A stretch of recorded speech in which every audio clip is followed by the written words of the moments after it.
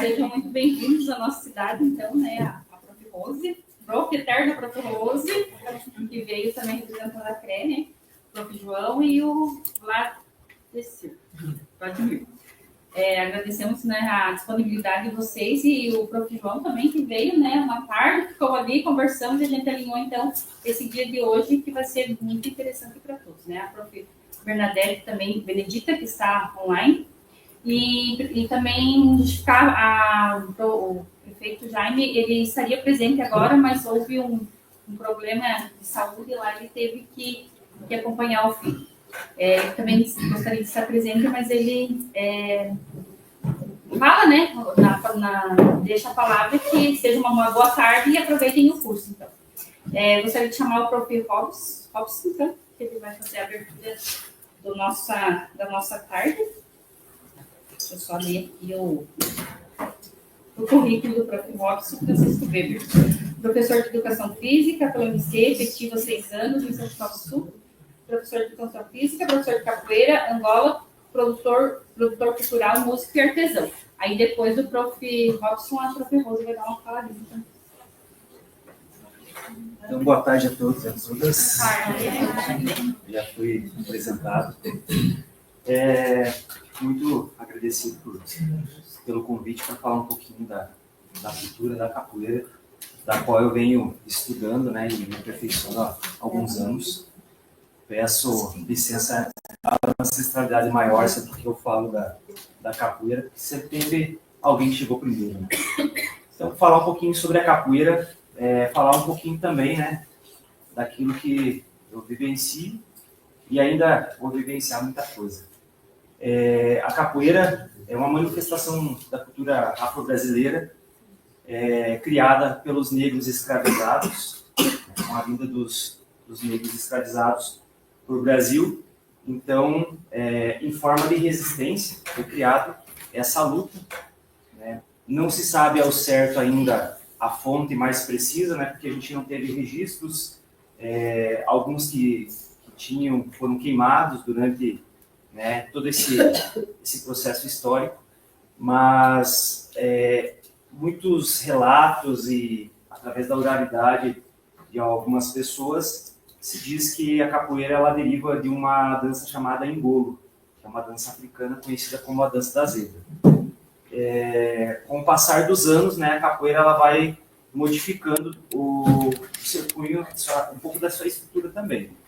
Então a capoeira, quando ela surge, ela não surge como essa capoeira que a gente conhece pela TV, né, bonitinha, toda estilizada, folclorizada, né, mas sim como uma forma de preservar os seus corpos, a sua mente, né, os seus ideais, a sua própria espiritualidade, né, que foi, ao mesmo tempo, também, diríamos assim, quase que escravizada, né? Então, quando os escravos, os negros vêm ser escravos aqui no nosso país, né, eles passam por várias dificuldades. Então, muitas vezes, eles não tinham uma arma para poder lutar pelos seus ideais. E a arma que eles criaram, uma delas foi a capoeira. Então, a capoeira, ela entra como uma ferramenta de resistência e de resiliência. E hoje em dia, né, ela está se modernizando, mas, ao mesmo tempo, ela perde algumas essências, né? Então, alguns dos mestres mais antigos ainda preservam, né, essa tradição na essência. Tem muitos ainda tentando manter, mas, como a gente vê na TV, muitas vertentes da capoeira elas estão levando para o lado competitivo, né? E, como eu sempre costumo falar, as pessoas achavam que os negros escravizados na senzala eles lutavam a capoeira, né? Só que eles não tinham uma luta por diferenças, e sim eles lutavam pelo mesmo objetivo, que era a liberdade. Então, se eles fossem um contra o outro, talvez a liberdade, né, mesmo sendo fictícia, não teria acontecido. Então, um pouquinho assim, resumindo, a capoeira ela tem muitas coisas a ser exploradas, mas a gente também, pelo tempo, não consegue falar muitas coisas aqui, né? Também vou falar um pouquinho sobre a questão da música dentro da capoeira, né? e um pouquinho também da espiritualidade, né? Então, muitas pessoas aí me questionavam, vou começar pelo segundo item que eu falei, né? Falando sobre espiritualidade, que as pessoas às vezes confundem a capoeira com as manifestações religiosas da cultura afro-brasileira. Falam assim que, eu não vou botar meu filho para participar porque isso aí é coisa ruim, isso aí não condiz com a minha crença religiosa, né? Então eu sempre falo assim, capoeira é capoeira, candomblé é candomblé, umbanda é umbanda, e qualquer outra religião é qualquer outra religião também, né? Cada uma. O que eu posso falar? Que a capoeira, ela tem, né, uma passagem. São coisas que vêm da mesma vertente, que é o negro, mas que são coisas diferentes. Então, quando eu estou ali ensinando uma criança dentro da capoeira, um adulto, ou seja, um idoso, eu não estou tratando de religiosidade, e sim de capoeira. São coisas bem diferentes. Mas tem um tambor. Tambor? Não tem lá no candomblé? Não tem lá na banda? Tem. A guitarra não tem lá no rock, que falam que é coisa do diabo? Não tem dentro da igreja? Também tem. Então, assim, tem coisas que a gente não pode misturar sem saber o fundamento, né? E a capoeira, ela é feita do fundamento. O que seria o fundamento, né? Seria um alicerce. Então, se a gente não tiver estruturas de ferro para segurar essa estrutura aqui, cai tudo, né? E a capoeira, ela é feita de fundamento, de base. Se não tiver uma base para que seja algo verdadeiro, né, a capoeira some. E ela vem junto, né, com aquele período ali da escravidão, né, até hoje ela vem sendo sustentada porque o fundamento é real, a base é concreta. Então, a capoeira, ela não tem a ver, né? Quem era religioso eram os praticantes, né? Cada um com... Hoje em dia, a capoeira está distribuída em mais de 150 países, né? Ela vem sendo explorada pelas pessoas de outros países, e nós, brasileiros, muitas vezes falamos bobagem por não conhecer a capoeira, temos preconceito, mas ela é uma das maiores divulgadoras da língua portuguesa no mundo, né? Porque as pessoas que vêm em busca do conhecimento da capoeira, elas precisam aprender a cantar as músicas em português, né? E aprender um pouquinho do nosso idioma para poder entender o que significa tais elementos dentro da nossa arte. Então, hoje em dia, lá fora, a capoeira, ela é muito valorizada. Eu tenho, por experiência, um local onde eu trabalho em Curitibanos, né, que eu resido lá em Curitibanos, é uma escola, que eu posso até citar o nome, que é Espaço Aquiaora, onde a proprietária lá, ela foi para fora do país para pesquisar antes de montarem a escola, e ela falou que o carro-chefe da educação dentro das escolas na Finlândia, onde ela foi, era a capoeira. Então, para a gente ver assim, que a gente está muito longe ainda de conhecer, de entender as coisas, né? Antes de julgar, né? A gente julga as coisas. Mas me falaram que aquilo é aquilo, então, para mim é isso, né?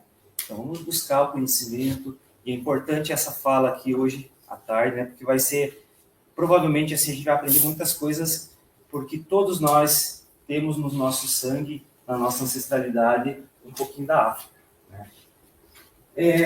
Antes de a gente iniciar, eu gostaria de fazer um desafio para vocês. Então, falando das pessoas que foram escravizadas, vou passar aqui uma pequena cantiga que é feita dentro da capoeira, que a gente chama de corrido, só para a gente interagir um pouco e não ficar tão parado, né? Então, a cantiga vai ser assim, ó. História de preto velho que nasceu em cativeiro. Apanhava no tronco, trabalhava o dia inteiro. Conseguiram pegar? Eu vou cantar ela uma vez e vocês vão pegar a segunda. Hein?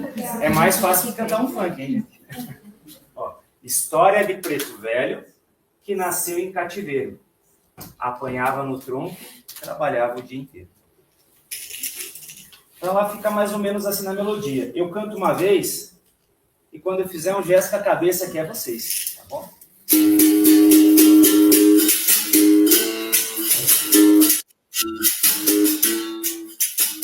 História de preto velho que nasceu em cativeiro, apanhava no tronco, trabalhava o dia inteiro. Nasceu em cativeiro, apanhava no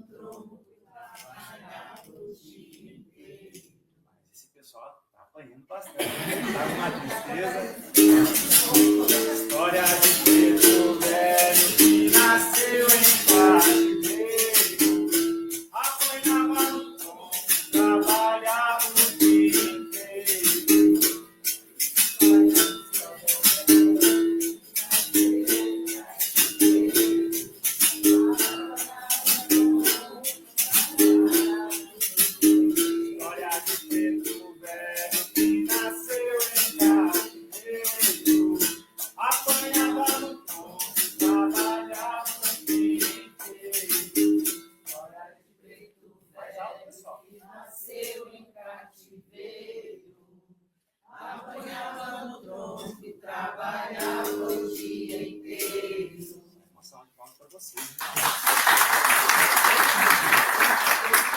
Uma das coisas, né, muito utilizadas dentro da cultura é o tocar e o cantar. Né? Para quem já assistiu alguma novela, algum filme, e aquelas senhorinhas, né, lavando a roupa, cantando, às vezes os escravizados lá no batente, sofrendo, com a pele queimando, mas estava cantando. É uma forma de extrapolar aquele sofrimento, né, a energia, de buscar. E a música é energia. Né? Tudo que você fizer com música, se for uma música boa, de qualidade, que tem um contexto, ela vai trazer uma vibração boa para a sua vida. Tá? Então, isso é um dos fundamentos que a gente busca sempre estar passando para as pessoas. Né? A capoeira é energia. É o que a gente chama de axé. E axé nada mais é que você trazer uma energia positiva para você. As pessoas, às vezes, por favor. Para quem não sabe também, né, a capoeira é considerada a única luta 100% brasileira. A gente acha que, apesar de ter raízes africanas, ela é nacional. Ela é brasileira, nossa, cultura nossa. Isso aí, muito obrigado por lembrar isso que eu acabei não falando. Muitas pessoas confundem, às vezes, acham que a capoeira é africana, né? Ela é afro-brasileira. Ela foi criada pelos africanos, indígenas e alguns caboclos, né, da região, mas em território nacional, né? Então, se um dia cair em alguma prova, alguma coisa aí, podem ter certeza. Inclusive, eu já peguei alguns livros, né? Foi desse ano, eu acho que eu falei com a professora Janine, né? Que estava lá, que a capoeira era africana. Eu disse, não, isso aqui está alterado, né? A capoeira ela é afro-brasileira. Certo? Obrigado pela colocação. Então, já mostrei aqui um pouquinho, né, do som. As pessoas ficam, às vezes, um pouquinho curiosas, né? Esse aqui é um instrumento berimbau. Quando der o horário, isso me avisa, tá? Instrumento berimbau, né, que a gente utiliza para fazer a roda de capoeira, né? Mas para chegar numa roda de capoeira, existem muitas outras coisas, né? É um trabalho bem longo.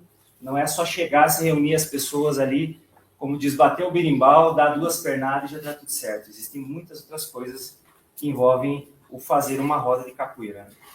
Então, o berimbau ele é considerado hoje um símbolo da capoeira, mas, segundo os estudos, ele não foi o primeiro instrumento a chegar dentro da capoeira. Tá? Então, a gente tem instrumentos bem mais ancestrais, como, por exemplo, esse aqui, ó, o atabaque. Né? O atabaque ele é considerado, talvez, o primeiro instrumento a chegar, né? Depois da voz e das palmas. Né? Então, nós temos o berimbau hoje como um símbolo da capoeira. Eu não vou colocar todas as partes, que quem quiser saber mais, né, tem algumas aulas particulares lá em Curitiba, é só me procurar lá. Depois eu deixo o telefone. Capitalismo. Aí, tem que fazer o mexer. Não vai entregar o olho inteiro, né? Aqui a gente tem também o pandeiro, né, que é utilizado. Já colocando aqui, nós temos reconhecidas mundialmente, né, 2 vertentes. A capoeira Angola, que seria a capoeira raiz, a capoeira mãe, que é a capoeira que eu hoje pratico, né? Estou em estudo ainda. E temos também a capoeira regional, que foi uma criação de um mestre com o intuito de trazer a capoeira para que ela tivesse maior visibilidade, né? Porque aí na década de 30 para 40, a capoeira ela foi proibida no Brasil.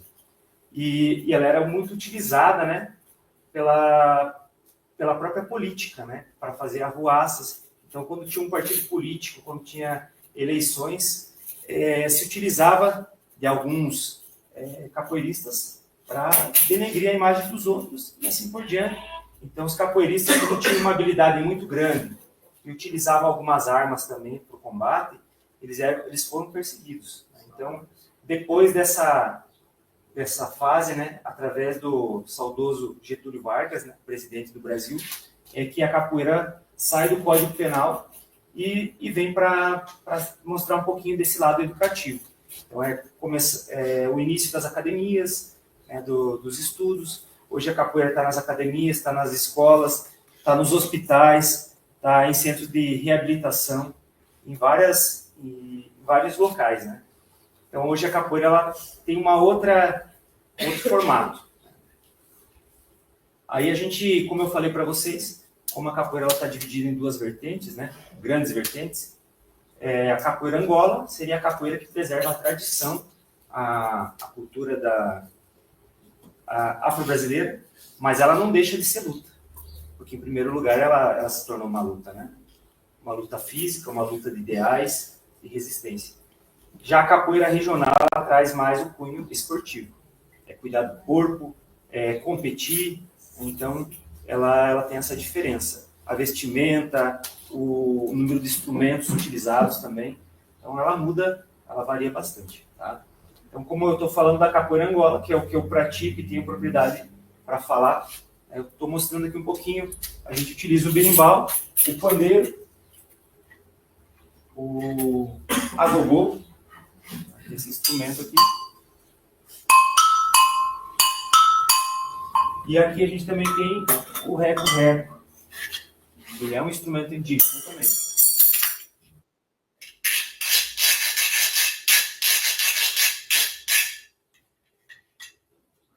Esse reco-reco não tem um que é no chão, vai fazendo também? Esse reco-reco, assim, pelo que eu conheço, ele tem um que é feito do mesmo material que é feito a cuia do chimarrão, o purungo, né? Conhecido como purungo, mas a gente chama de porongo ou cabaça, né? Na Bahia eles chamam muito de cabaça, né? Então, coité. E eu já vi alguns instrumentos desse reco-reco feito desse material. Inclusive o metálico também que é utilizado no samba, né? Isso. O metálico, no samba, no pagode também, né?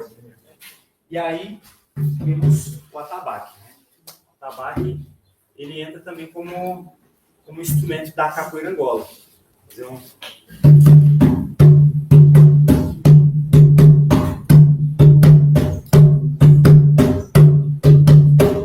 Inclusive, tem uma música muito conhecida na capoeira, que todo mundo canta assim, ó, Paranauê, né?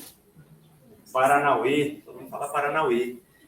Mas assim, aproveitando aqui rapidinho, eu aprendi um pouquinho diferente, né? Eu aprendi assim, Paranaí. Porque você sabe o que significa essa cantiga? Todo mundo já ouviu quase, né? Mas o significado dela é homenagem a um grande mestre da capoeira chamado Oswaldo dos Santos Lisboa, conhecido como Mestre Paraná. Então, numa ausência, num evento da capoeira onde ele não pôde se fazer presente, ele mandou um aluno. E aquele aluno, esse mestre era conhecido no Brasil e no mundo como um exímio tocador de berimbau. Então, como ele não pôde estar presente nessa roda, ele mandou o aluno substituir ele. Só que o aluno não tinha as mesmas condições dele, né? E aí, na metade da roda, como eles tinham muito essa questão do canto improvisado, ele improvisou essa cantiga e pegou. E ela está conhecida até hoje como um Paranauê, né? Mas se cantar ela Paranaê, ela também tem o sentido. Então, o sentido é uma homenagem a ele, né? Ela é assim, a gente canta Paranaê, Paranaê, Paraná. E aí a resposta é a mesma. Vamos tentar? Paranaê, Paranaê, Paraná. Paranaê, Paranaê, Paraná. Paranaê, Paranaê, Paraná.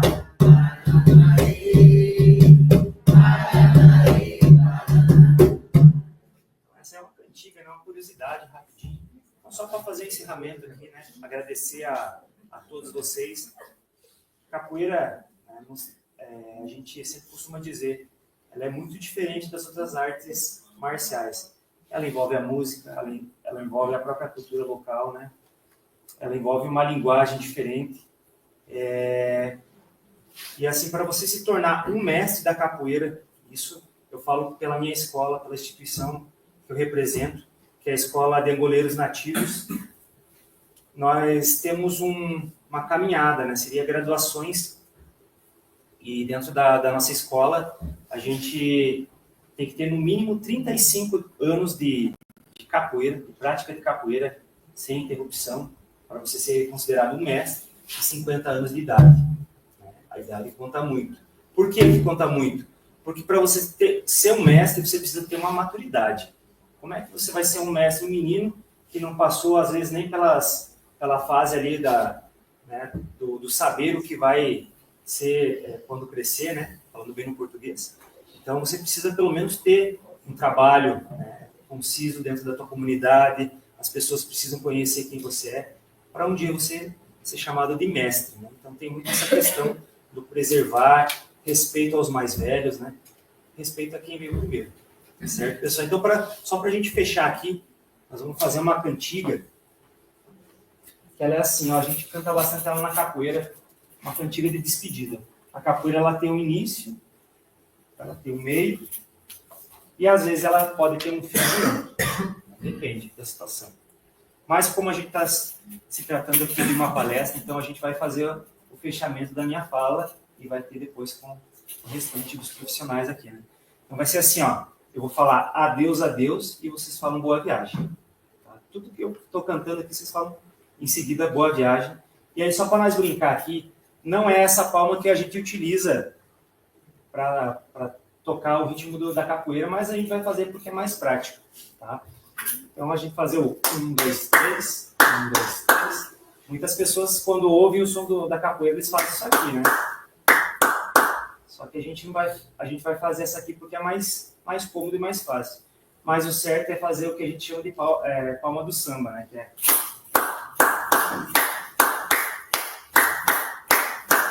um pouquinho diferente, tá? Mas vocês podem fazer 1, 2, 3 que encaixa também certinho aqui. Então nós vamos fazer assim, ó. Vamos tentar fazer 1, 2, 3, ó.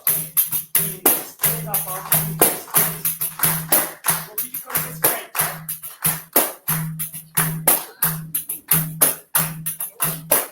Quando eu falar adeus, vocês falam boa viagem. Adeus, eu vou embora. Eu vou adeus. Vamos juntos agora. Adeus, adeus. Adeus, adeus. Adeus, adeus. Adeus, adeus.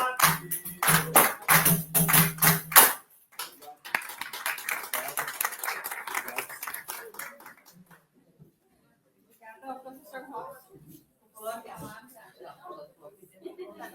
Boa tarde a todos. Então, é um prazer estar aqui. A Janine me falou semana passada que eu viria, que ela gostaria de estar presente, mas surgiu uma outra reunião.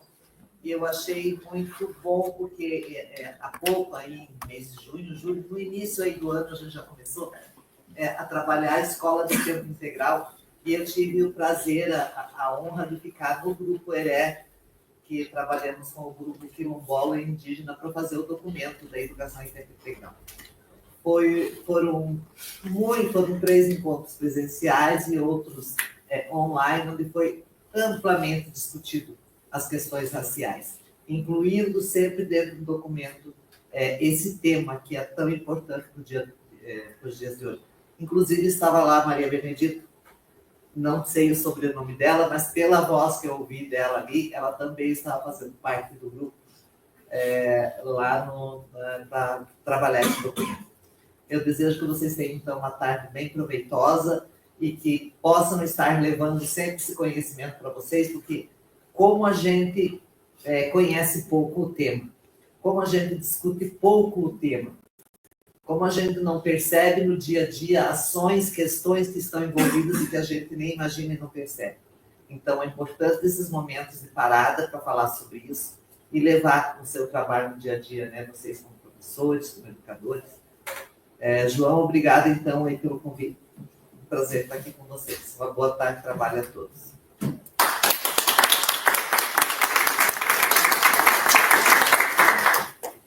Também pela presença. Então, agora vamos ter uma conversa com a prof. Maria Benedita Silva Prim, coordenadora estadual do PNERC, com sede, profissional efetiva da Secretaria de Estado de Educação, trabalha com políticas educacionais, pesquisadoras em INER e racismo ambiental, formada em ciências biológicas e pedagogia, especialista em currículo e gestão escolar, educação para as relações étnico-raciais, didática e metodologia do ensino, mestre em gestão e educação ambiental. Seja bem-vinda, prof. Maria Benedita. Boa tarde, consegue me ouvir? Sim. Só precisamos abrir a câmera. Isso. E agora, deu? Bacana. Eu vim num cantinho aqui na sede, né, para que a gente possa conversar aí entre 30, 40 minutos no máximo, um pouco, né, sobre a PNEC e aquilo que o João me pediu para a gente estar falando também, que são os eixos ali que a PNEC traz e como é que toda a educação básica, né, como é que a gente pode estar tratando disso de uma forma continuada e de uma forma que ela favoreça, né, o fortalecimento das identidades positivas dos meninos e meninas que frequentam, né, a nossa educação básica. Então, eu inicio agradecendo o convite, parabenizando, né, o nosso agente de formação, João Carlos, que é extremamente comprometido e eficiente dentro da tarefa que lhe cabe, né, como agente regional ali da PNEC, né? É um braço da gente, é um braço da CECADI, é um braço da sede, é um braço do CONSED, aí na regional, para a gente estar implantando, né, nas escolas públicas, estaduais e municipais, a PNEC. Na realidade, o nosso trabalho é ajudá-los na implementação da Lei 10.639/03, que trata da história e da cultura do negro e do afrodescendente no currículo da educação básica, certo? E aí, João, eu preparei alguns slides para eu não estar me perdendo no tempo. Tu consegue, ou tem alguém teu que consegue estar passando para mim?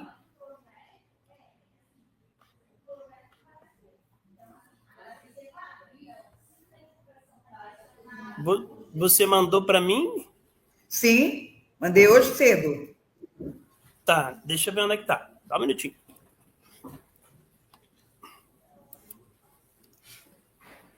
Mandei hoje cedo ali, porque por aqui, onde é que eu estou, eu não consigo. E é pelo stream também, né? Precisa ser quem está aí que vai passando. Enquanto acha, né? Eu estava ouvindo a fala, né? O diálogo do professor anterior, muito interessante, né? Quando ele traz a capoeira, os desdobramentos e o ensinamento da capoeira como possibilidade, né, de ações de currículo com as crianças e jovens da educação básica, né? É muito interessante, né, essa atividade que é de origem africana e ela possibilita que o professor de todas as áreas ele consiga, né, introduzir ali os seus conteúdos, né? Nós sabemos que chegando aqui no Brasil teve eles eram muito usados pelos povos bancos, né? Teve uma incorporação, como tudo, maravilhosamente, que chega no nosso país, tem uma adaptação, né? Aí eles colocaram música, colocaram dança, colocaram movimento, que intensificaram bastante, né? A capoeira, esse simbolismo, né? A capoeira, ela simboliza resistência do povo negro a um período, né, escravocrata no Brasil e no mundo. Então, é muito bacana trazer isso ali no currículo da educação básica, né? Com as crianças entendendo, sabendo, palestra, momento de visualização ali. Conseguiu, João? Sim, Benê, já está exposto aqui. Tá, mas eu não consigo visualizar. Não. E eu não vou conseguir visualizar? Acho que não. Deixa eu ver. Vou compartilhar a tela aqui. Tá, faz favor. Que daí facilita. Então, ô João, quem está hoje aí? São professores, gestores escolar, desde da educação infantil até o 9º ano? Pode falar para ela quem está aqui. Pode falar, sim. Tem professores de 1º ao 5º ano do ensino fundamental, tem segundos professores, tem professores da rede estadual também, tem professores de educação física, gestores, diretores. Excelente. Excelente, obrigada, né? É o público-alvo de quando a gente está falando de políticas educacionais voltada para a educação das relações étnico-raciais. E é muito bom que vocês estejam conosco neste momento, mas é melhor ainda se nós nos despojarmos, né? Para ouvir um pouco, eu sei que o que eu estarei falando não é novidade, porque vocês são pesquisadores aí do assunto, estudiosos, né? Até considerando que a lei 10.000 ela está desde 2003, a lei 11.000 que agregou ali os indígenas está desde 2008, né? E depois as diretrizes quilombola, que está ali desde 2010, e outras leis que têm vindo ali, a PNEC, que é de 2024. Como isso é currículo, isso é ação na escola, a gente está sempre estudando e acompanhando.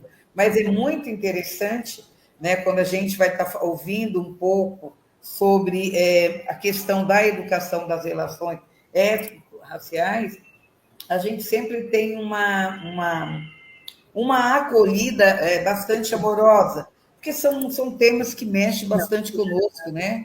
Dado toda a trajetória do Brasil, que foi o país, né, o último a deixar o regime escravocrata, né?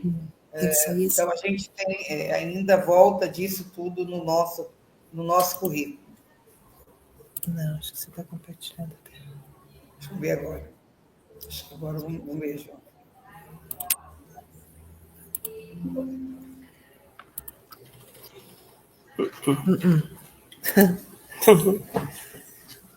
Opa! Você tem que procurar a tela dela. Abre aqui nessa. Aqui.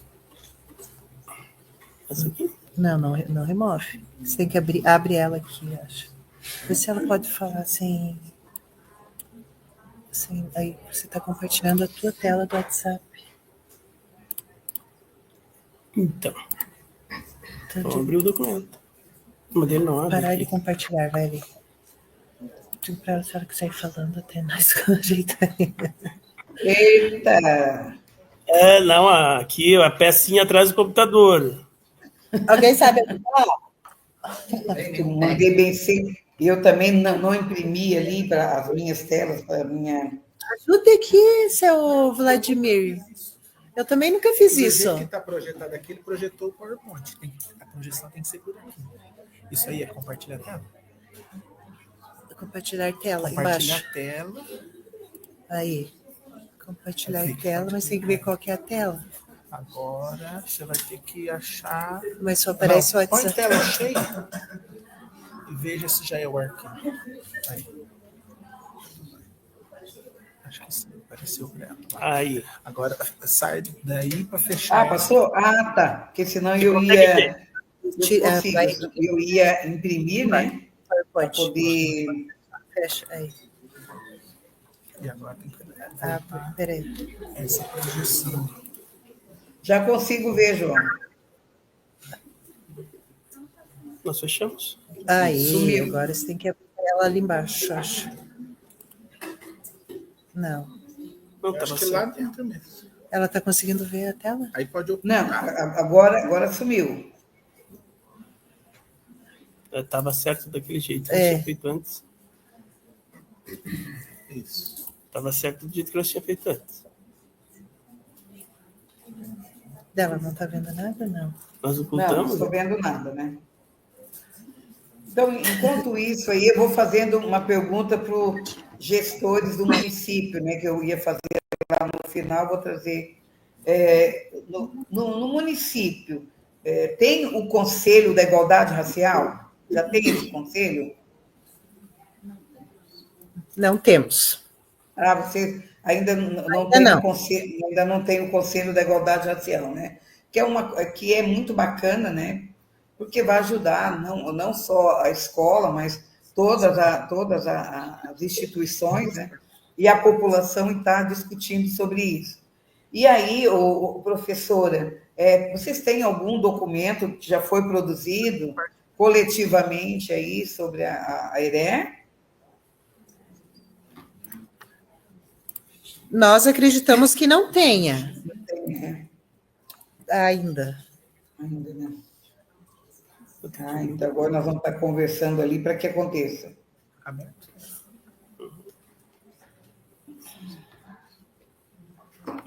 Eu acho que você tem que abrir o PowerPoint de novo. Tem que ficar aberto. Tem que ficar aberto. Então, quando ele vai abrindo ali, eu abri aqui no meu celular, eu vou estar conversando para não me atrasar, que já estão bastante atrasados ali, né? Então, hoje eu vou conversar com vocês um pouco, né, sobre os 7 eixos estruturantes da PNEC. Então, o João, como agente nosso regional ali, o município ter feito a adesão à PNEC, então você já tem uma ideia do que é essa política nacional e o objetivo dela, tanto no âmbito do Estado, como no âmbito do município. Eu vou fechar a porta aqui, que abriu. Ai, meu Deus.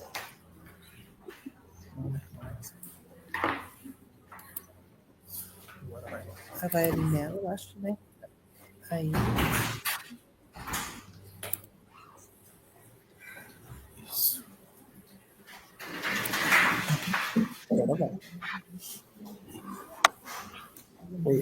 Pronto, desculpe-me, ali abriu uma porta.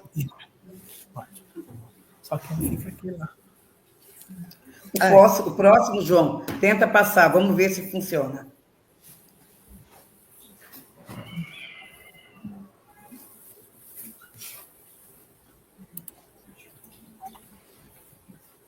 Vai ter que... Clica em cima aqui, será que não vai? Não. Por que não passou? Deu enter. Vê se vai agora. Não foi ainda. Então, como eu estava dizendo ali para vocês, né? Vamos falar um pouquinho dos eixos estruturantes, dos eixos da PNEC, mas antes da gente chegar nos eixos estruturantes da PNEC, eu quero estar conversando um pouco com vocês, um pouquinho do que é a PNEC, né? Então, agora apareceu, João, vamos ver se vai passar os próximos agora, né? E é um fato bastante interessante, a Secretaria de Educação está nessa pegada da formação continuada de professores em serviço, né? Isso é bastante importante porque é o horário que professor, professora, gestor tem para a gente estar conversando um pouco. Próximo, João, por favor. Então, aí eu procurei sobre o município de vocês, né? São Cristóvão do Sul. Eu sempre leio sobre a história do município, desde a sua fundação, como é que é a história do município, a cultura, o que é que move economicamente o município, né? Isso é importante. Gente, para falar, eu tenho que saber para quem é e onde é que estou falando, né? Eu achei essa foto muito linda de vocês ali. Não sei se ela ainda... este lugar ainda tem isso, né? Então, eu amo muito São Cristóvão do Sul. Achei bem, bem, bem apropriado, né? E aí eu trouxe uma reflexão para uma continuação de conversa, que quando nós estamos falando da educação, das relações étnico-raciais, aqui nós vamos fazer um recorte de negro e quilombola, porque a PNEC ela é uma política que ela foi pensada, está sendo executada para negros e quilombola. Mas os indígenas, os ciganos, também fazem parte da EREC. E o governo federal lançou uma política agora também para indígena. Mas, neste momento, eu vou conversar com vocês sobre negros e quilombola. E, nesse sentido, quando a gente está falando numa política, numa ação, numa forma de professor, professora, gestores e toda a comunidade escolar está tratando de um tema tão sensível, mas tão necessário para que consigamos mudar a realidade escolar, mudar a realidade da sociedade. Ou seja, estamos falando de uma educação antirracista. Ela é necessária para que o convívio na escola, o convívio na sociedade, mas principalmente meninas e adultos negros e negras que nós temos no ambiente escolar não sofra racismo, discriminação, injúria racial e demais tipos de violência. E aí eu trago isso daqui, que é o meu convite para vocês, para o que vem a seguinte. Eu peguei lá do Nelson Mandela. Ele diz assim: ninguém nasce odiando o outro pela cor de sua pele, ou por a sua origem, ou pela sua religião. Para odiar, as pessoas precisam aprender. E se elas aprendem a odiar, elas podem ser ensinadas a amar. Então, isso nos diz um monte de coisas, não é verdade? Professor e professora, gestor e gestora que está aqui, né? Eu uso isso sempre. Eu tenho isso como um mantra da minha vida e nas minhas palestras, enfim, nas minhas formações. Vocês que trabalham desde os pequenininhos, vocês já percebem, nos pequenininhos, ações violentas. Muitas vezes, ações de exclusão, de ódio, de racismo, de preconceito, homofobia, de xenofobia. Mas, pera, nós não nascemos assim, nós aprendemos a ser assim. O que é a escola? A minha ação enquanto professor, professora, o currículo da escola pode nos ajudar a eliminar esse tipo de violência, fazer com que os nossos estudantes desses grupos historicamente excluídos permaneçam e tenham sucesso na nossa escola. O professor, a professora, o diretor, o trabalhador da escola que é negro e negra, que ele também não passe por esse tipo de violência, que muitas vezes ela é um cotidiano da escola e a gente acaba normatizando, dizendo que é brincadeira, é bobagem, vamos deixar para lá, aperta a mãozinha do amigo, né? Então, quando a gente traz a educação das relações étnico-raciais para a nossa vida, para o ambiente escolar, acima de tudo, pensar no outro, pensar na empatia, né? Eu não quero que essa criança negra, quilombola, da população preta, ali da periferia, onde fica localizada a minha escola, do meu município, meu estado, meu país, passa por sofrimento, porque eu não gostaria que meu filho, independente da cor de pele, passasse por sofrimento. Então, isso é extremamente importante, que nós, na educação, que façamos para o que está junto de nós, o que eu quero que faça comigo e para os meus, né? Então, a educação antirracista, ela passa por isso também. A próxima, por favor, João. E aí, uma série de cuidados, né? Cuidados com a nossa atitude, cuidados com a nossa fala, com o que a gente diz, né? E aqui eu trouxe essa figura de um negrinho africano, uma criança negra africana, lindamente pintada de acordo com a sua origem, né? Ali do território que ele está localizado. Então, essa criança negra, ele está dizendo para nós Umbutu. Umbutu. E eu digo para vocês, Umbutu.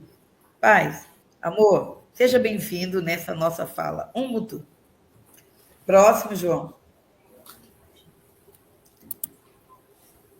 Então, a PNEC, né? Vocês sabem que a PNEC é uma política do governo federal que ela trata da educação e da equidade. A equidade é a palavra hoje que a gente tem que usar. Ela trata da educação e da equidade para incluir ali, para para fortalecer, para implantar a política de negros e quilombolas em todas as escolas públicas brasileiras. Então, isso é a PNEC, né? Próximo, João.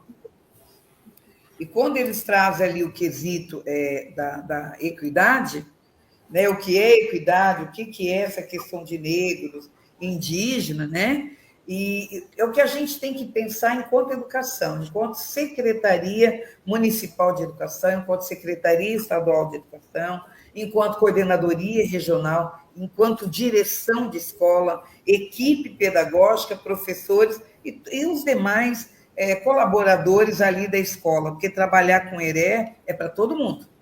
A merendeira, o guardinha, o motorista de ônibus, o segundo professor, o cuidador, todos nós, dentro de um espaço escolar, ou que lida com os nossos alunos, a gente tem que ter a mesma compreensão. Nós temos que ter o mesmo cuidado. Que cuidado é esse? É cuidar do outro. E quando nós estamos falando em cuidar do outro, envolve amor, respeito, amorosidade, acolhida, solidariedade, compreender a história de vida, a cultura do outro. Então, todos nós temos que estar, porque às vezes a escola tem um trabalho excepcional, mas a pessoa que serve a alimentação escolar, ela tem uma fala e uma atitude com uma dessas crianças que compõem a minoria, não só a minoria étnica, mas a minoria também que é a pessoa com deficiência, por exemplo, um imigrante, às vezes uma fala, uma atitude dela, do guardinha, das meninas da limpeza, do motorista que leva e traz essas crianças até a sua localidade, ela pode colocar todo o trabalho coletivo da escola a perder. Então, trabalhar com a PNEC, trabalhar com a ERE é para todos nós, né? E eu já disse que ela é uma política nacional, que ela tem o objetivo de ter propostas, né, e programa no ambiente de ensino. E quem é o público prioritário, gente? Prioritário é você, gestor, você, professor, funcionário e estudante, ou seja, a PNEC é para todos nós da comunidade escolar. Todo mundo da escola tem que saber o que é educação antirracista, o que é a Lei 10.000, o que é a Lei 11.000, mas principalmente saber o que é a PNEC. Essa fala PNEC, ela tem que ser coletiva. Por quê? Porque PNEC eu vou ter interesse, eu vou estudar, vai convidar um profissional para estar indo na escola para falar, vocês vão fazer uma oficina, o Novembro Negro está chegando, vocês vão ter exposição, oficina, trabalhos nas escolas, trabalhos desenvolvidos durante o ano, né? Porque trabalhar ERE não é pontualidade. E é importante, diretor e diretora, porque já está se iniciando um período que é chamado de monitoramento, né? Então, se o MEC, a SECADI, alguém liga o Ministério Público, né, para saber como é que está, o Tribunal de Contas, liga na escola, e a pessoa que atende o telefone, ela tem que saber o que é a PNEC. Ele perguntou, olha, eu gostaria de saber como é que está acontecendo as ações de PNEC aí na tua escola, como é que está acontecendo as ações de ERE na tua escola. Quem atende o telefone, não importa quem, ali ela tem que saber do que é a PNEC, porque tem acontecido que atende a pessoa diz, não sei o que é isso. Às vezes tem caso que passa para 5, 6 pessoas de uma escola, não é, João? E todo mundo responde, não é? E todo mundo fala que não sabe o que é PNEC, não sabe o que é ERE. Então, para a escola, para a rede de ensino, isso configura-se como um agravante, porque a legislação está aí desde 2013, né? Como é que uma rede de ensino... eu não sei o que é PNEC, eu nunca li sobre a Lei 10.000, não sei o que ela trata, não sei o que é a Lei 11.000, eu não sei que Santa Catarina tem 22 comunidades quilombolas. O que é quilombola? O que é um quilombo? Onde essas comunidades quilombolas estão localizadas? Qual é a sua história? Qual é a sua cultura? E os alunos que estão na minha escola vieram de onde? Vieram de onde? Nós temos imigrantes, se tem imigrante, ele vem de onde? Nós temos indígenas não aldeados aqui, nós temos quilombola fora da sua comunidade, nós temos ciganos dentro dessa escola, vieram de onde? E uma coisa que é muito importante, que todos nós somos imigrantes neste território brasileiro. Os únicos que não são imigrantes são os indígenas. Então, a escola, os alunos, a família, ele tem que entender que não pode ser xenofóbicos, porque nós somos imigrantes. Uns vieram, que a família em condições de miserabilidade, de dificuldade no continente europeu, vieram para o Brasil. No meu caso, que sou uma mulher negra, os meus antepassados não vieram para o Brasil, eles foram trazidos para o Brasil. Mas, de qualquer forma, eu sou uma imigrante, né? Então, lembra que eu falei agora mesmo, cuidado com a fala?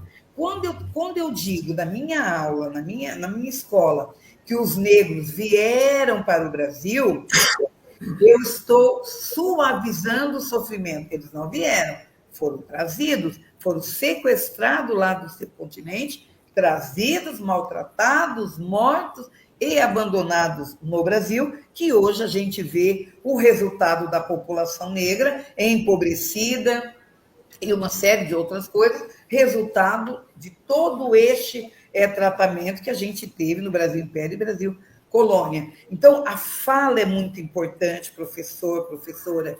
Os negros não vieram, foram trazidos. Os descendentes de europeu vieram.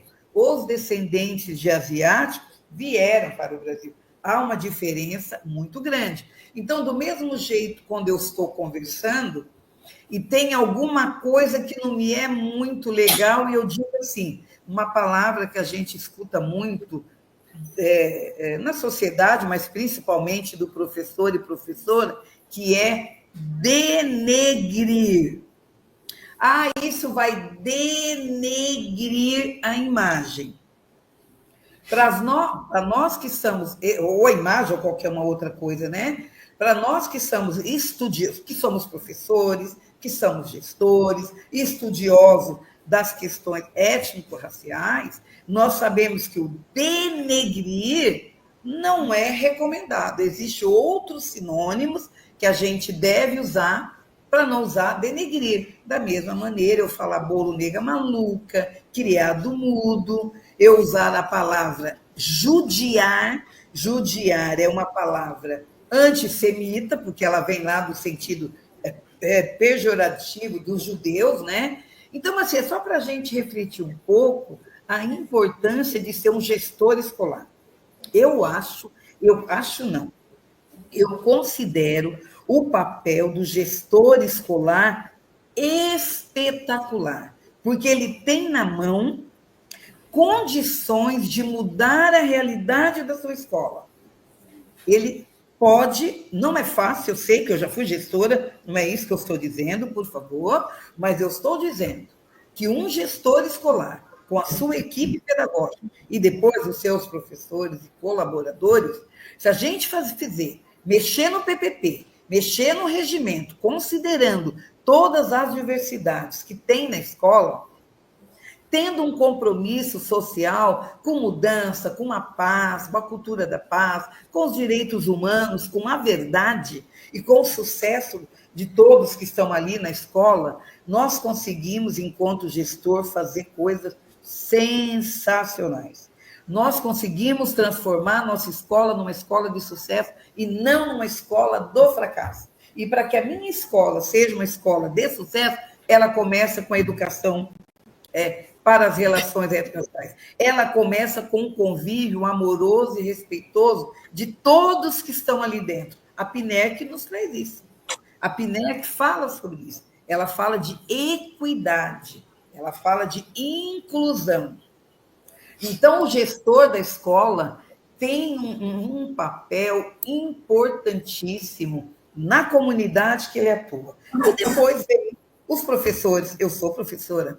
Um professor estudioso, pesquisador, bem preparado, apesar das nossas 60 horas semanais, apesar de, nós somos fantásticos. Nós somos a mola da transformação social. Eu tenho que estudar, eu tenho que ler, eu tenho que saber, eu tenho que trazer a ERER no meu conteúdo. Ah, Maria Beninha, mas você só está falando da ERER e o conteúdo europeu. O conteúdo europeu é o que está aí. O nosso currículo, ele é eurocêntrico. Isso a gente já trabalha. Quando a gente está falando da educação das relações étnico-raciais, é descortinar, é tirar da invisibilidade a história e a cultura do negro, do afrodescendente, do indígena na sociedade brasileira, da sociedade é trazer, é dizer para o aluno, é dizer para a sociedade as contribuições desses povos que aqui foram trazidos.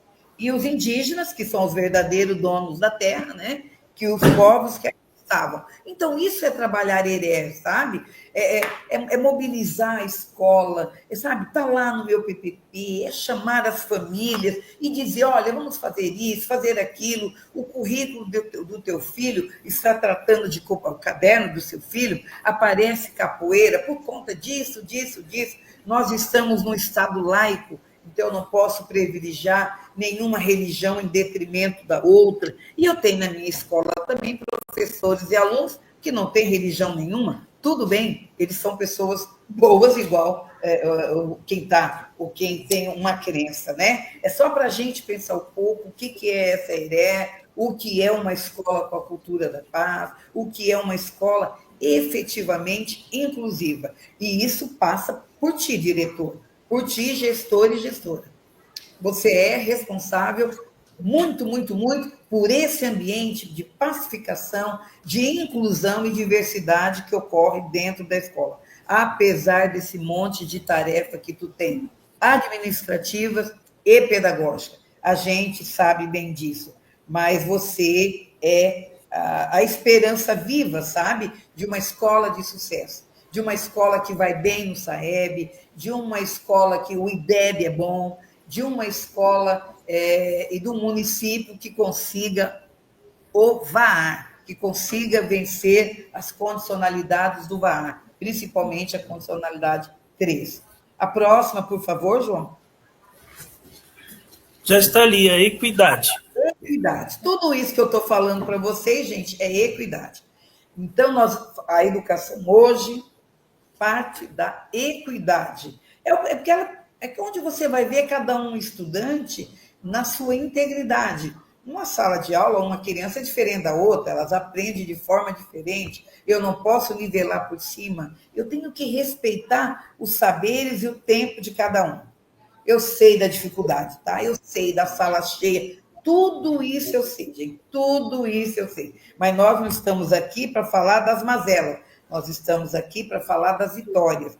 Porque nós, gestores e professores, nós somos vitoriosos. Nós somos fantásticos. É o alicerce da sociedade. E, nesse sentido, a gente sempre tem que olhar o que tem de melhor. O que esse menino, o que essa menina tem para oferecer. Não sabe ler, mas sabe escrever um pouco. Não sabe falar, ele não sabe, mas ele sabe falar. Então, foi equidade.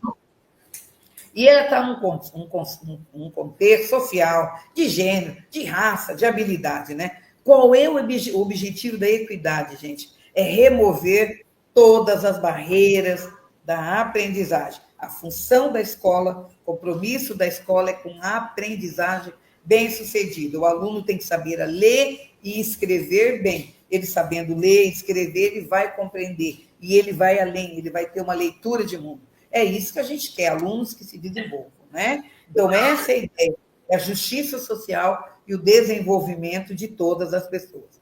Aqui, essa figura, ela é famosíssima, né? Tu já sabe. Nós temos, comumente, nós usamos a palavra igualdade. Não. A educação é equidade. Nós temos que trabalhar a equidade no dia a dia da escola, em todas as minhas ações, para que nós consigamos atingir a igualdade.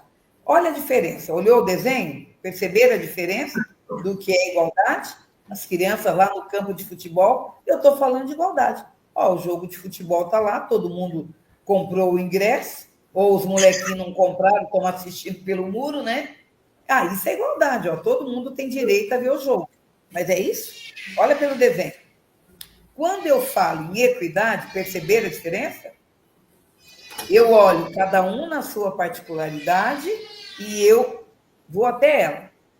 Olha lá o tamanho dos caixotes de acordo com a altura das crianças que estão ali, né? Enfim, trazendo isso para a escola. Então, aquelas crianças que mais dificuldade, mais sofridas, mais isso, mais aquela, eu tenho que ter um olhar diferenciado.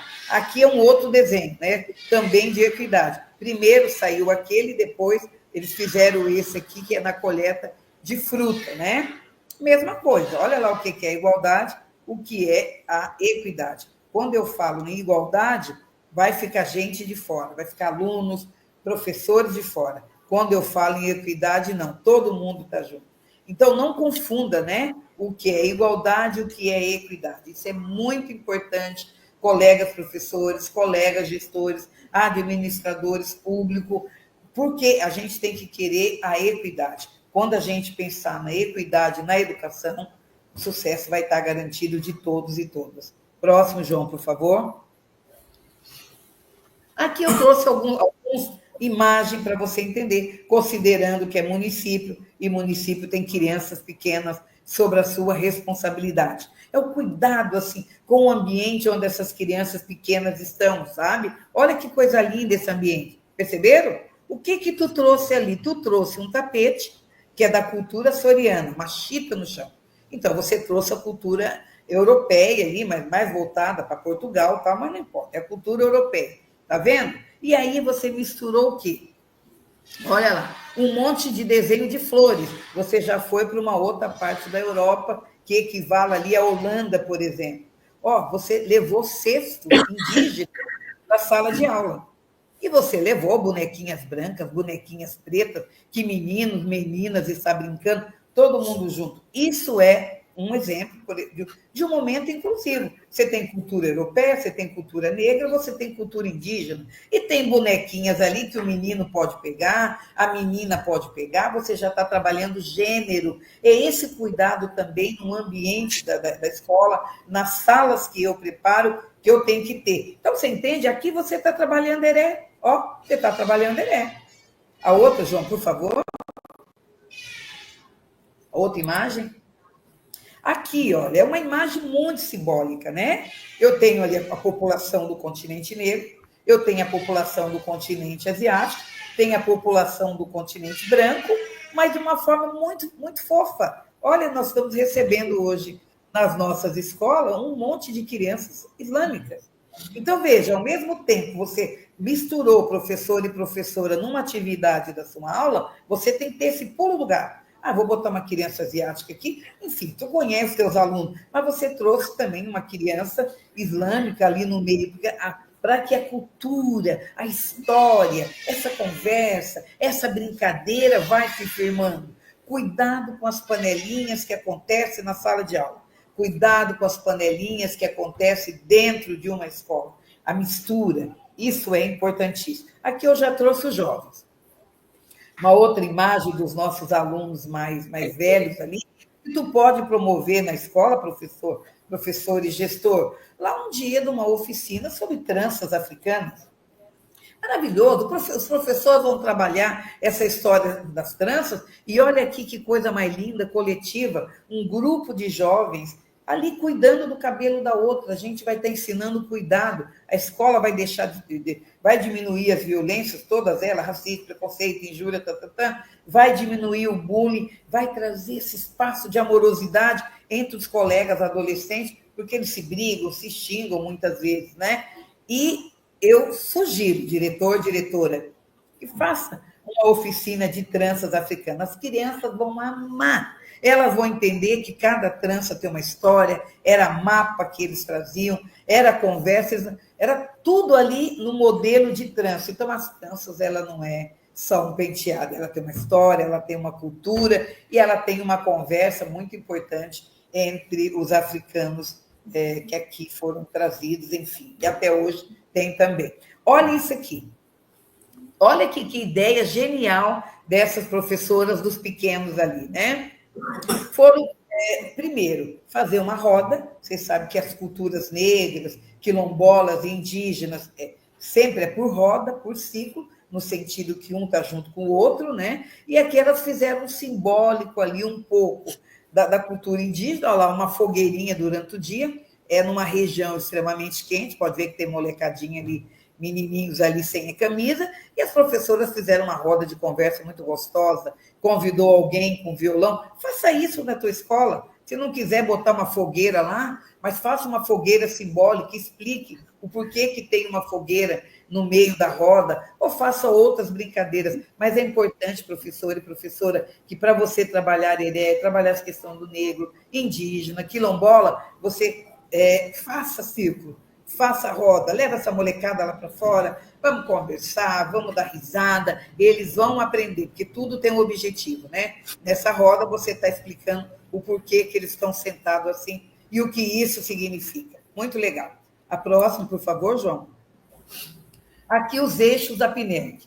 A PNEC está dividida em eixos, eu já falei sobre eles ali atrás, né? Mas eu trouxe aqui, porque o João me disse que era importante a gente estar trazendo essa questão de eixo, porque ela é uma política nacional, que ela é estadual, porque o governo nosso estadual assinou junto com o MEC de adesão a essa política, e o teu município, o prefeito, o secretário de Educação, também assinou adesão a essa política, que estão de parabéns, ela é sensacional, ela está mudando realidade no Brasil inteiro, principalmente em Santa Catarina. As pessoas estão parando para ouvir o que é relação étnico-racial, parando para ouvir as violências causadas, e mais, unidas e se unindo para resolver este problema nos ambientes escolares, esse problema, esse mal que acontece dentro das nossas escolas, que traz muitas dores para a população negra, quilombola, indígena, certo?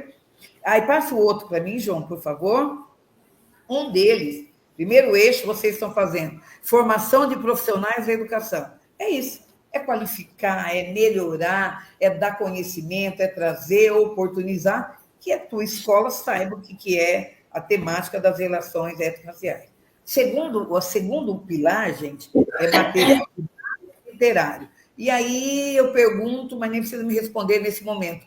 A tua escola, o teu município, tem disponibilizado material didático pedagógico que dialoga com os afrocentrados, com os indígenas, com o quilombola? O professor tem livros lá na sua biblioteca, vai lá pesquisar? As crianças têm brinquedo, jogos, bonecas, etc., indígena, negra? Como é que está, gestor municipal de São Cristóvão aí? Pensa, como é que está?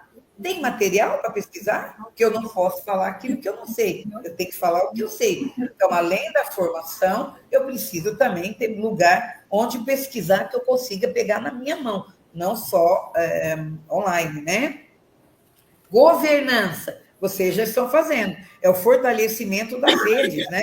E do laço entre, né? Então, veja bem, aí é um município, o João é do Estado, eu também sou do Estado, e nós estamos juntos aqui dialogando, né? O assunto de nosso interesse. E busque, gestor, busca lá, o João deve ter falado sobre isso já, busca lá o Ministério Público, busca lá a saúde, a Polícia Militar Ambiental, os bombeiros, busca outros entes aí no seu município que venha falar dessas questões de violência, dessas questões de doença da população negra, sabe? Sobre justiça, injustiça climática, com o pessoal ali da Polícia Militar Ambiental, faça isso, né? Diagnóstico e monitoramento, é que o MEC fez em 2024, é o que o Tribunal de Contas também fez, vocês devem lembrar que vocês receberam o questionário na escola para responder como é que estava a Lei 10.000, Tribunal de Contas também fez e vai continuar fazendo, e você, diretor, diretora, gestor e gestora, também faz esse monitoramento, veja aí como é que está a implementação da Lei 10.000 e 11.000. Em primeiro lugar, tem que estar no PPP, tem que estar no regimento, tem que estar no plano de trabalho do meu professor, no planejamento escolar, tem que aparecer. E aí o diretor, o gestor, que eu gosto de chamar gestor, né? E a sua equipe técnica, pedagógica ali, monitora isso, que você pode e deve pegar lá o plano de trabalho dos seus professores, verifica o que ele tem, o que ele está trabalhando, nas reuniões pedagógicas, tem uma fala sobre isso, convide alguém, monitora se está acontecendo, certo? O outro, por favor, aí, valorização das trajetórias negras e quilombola. É isso que a gente está falando, né? Reconhecer e valorizar a história do negro. Ah, mas Maria Beleza aqui na minha região não tem quilombola. A próximo de vocês ali tem quilombola. Mas no meu estado tem 22 comunidades quilombolas. No meu país tem mais de 1.500 comunidades quilombolas. Então, eu tenho que saber o que eles pensam, a história deles, o que eles fazem. Isso tem que estar no meu currículo, né? Protocolo antirracista. Este município já criou um protocolo antirracista? Para que é esse protocolo? Aconteceu alguma coisa dentro da escola de racismo, o diretor sabe como agir, o professor, ali a equipe pedagógica, que é coordenador, supervisor, administrador, vocês sabem como agir? Então, veja bem, racismo é crime.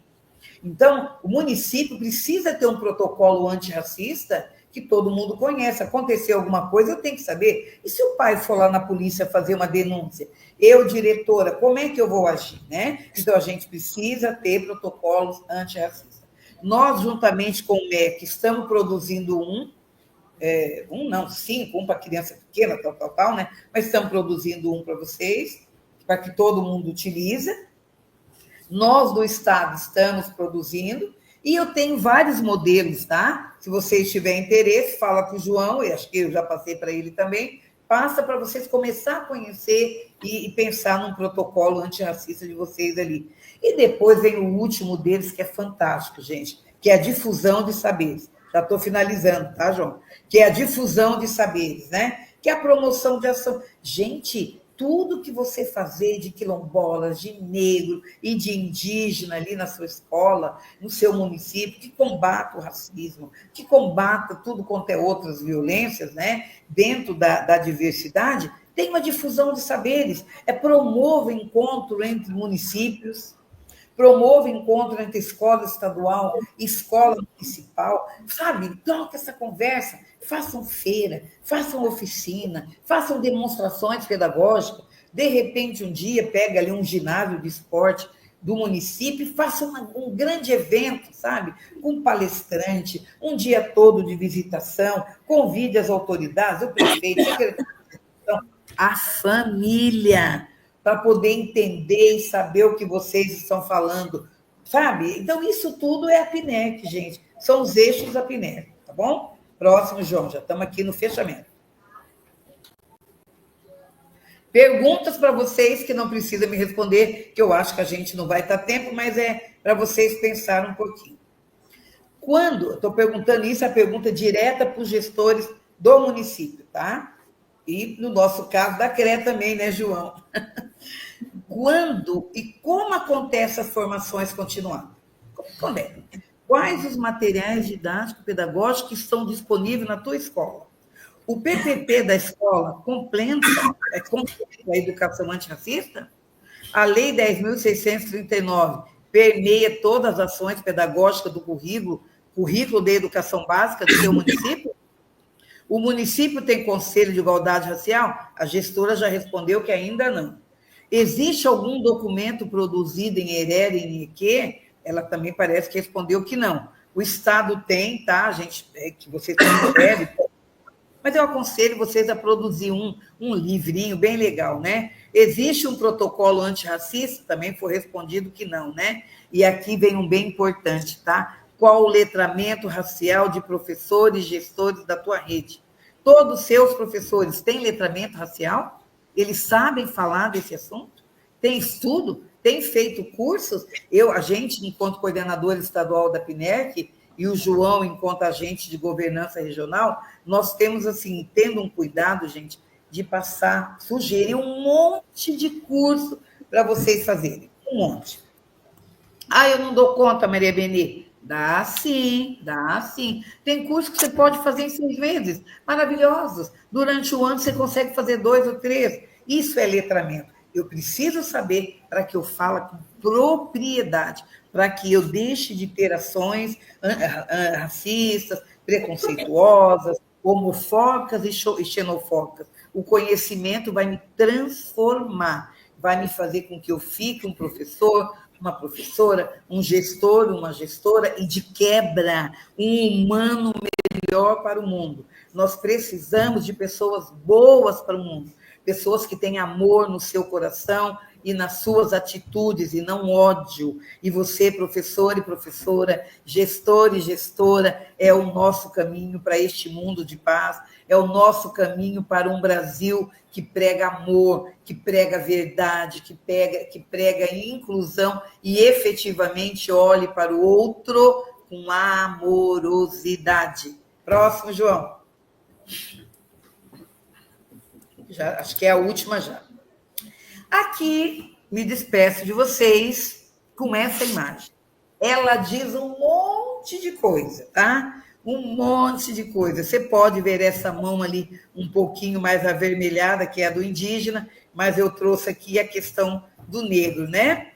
Então, essa mão branca é você, professor, é você, gestor. E a mãozinha preta são as crianças que estão ali, os jovens na nossa escola. Perceba como o professor está segurando a mão desta criança. A PNEC, a educação das relações étnico-raciais, é isto. É você dar a mão para o seu aluno, para a sua aluna, para o teu professor, para a tua professora, para o teu colaborador, que faz parte da chamada minoria, que não é. No último censo, o Brasil deu mais de 56% da população se diz preta e parda, então nós estamos numa nação majoritariamente escura. Então, qual é teu caminho, professor, professora, diretor e diretora? Me despeço aqui com uma fala do Mandela. Olhando essa mão, nós aprendemos diariamente a ser racista, a odiar, a mentir, a difamar e a destruir. Se nós aprendemos isso, nós podemos aprender a amar, a pegar na mão de uma criança historicamente excluída, invisibilizada, com amor, segurar na mão dela. Essa imagem eu finalizo. Um grande abraço, mais uma vez, muito, muito obrigada pela participação, pelo convite que eu estou aqui, estou à disposição em outros momentos, se vocês quiserem falar uma coisa mais específica aqui, Maria Benê, como é que eu faço isso aqui no currículo? Como é que eu faço aqui? Como é que eu faço acolá? Nós estamos aqui para isso. Porque o sucesso de vocês é o meu sucesso também, enquanto professora e coordenadora da PNEC. Um grande abraço. Obrigada a todos e a todas.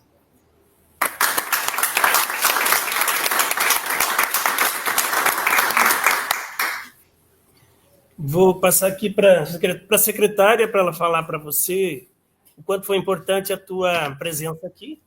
Cadê a nossa secretária? A secretária precisou sair, mas em nome Então, da Secretaria da Educação e dos nossos professores, a gente agradece, professora Maria Benedita, pela sua disposição, pelo seu conhecimento, de trazer para nós aqui um tema bastante importante no momento e que nós estamos aí nos comprometendo para ampliar essa prática, fazendo ali, seguindo os eixos e tal, né? Aos pouquinhos já estamos revendo internamente os PPPs e colocando essa, né, dentro do PPP e próximos passos aí virão. Muito obrigada, tá? Deus abençoe. A você também e a todos que estão presentes. Então, me despeço de vocês. Até logo. Até. Tchau, tchau.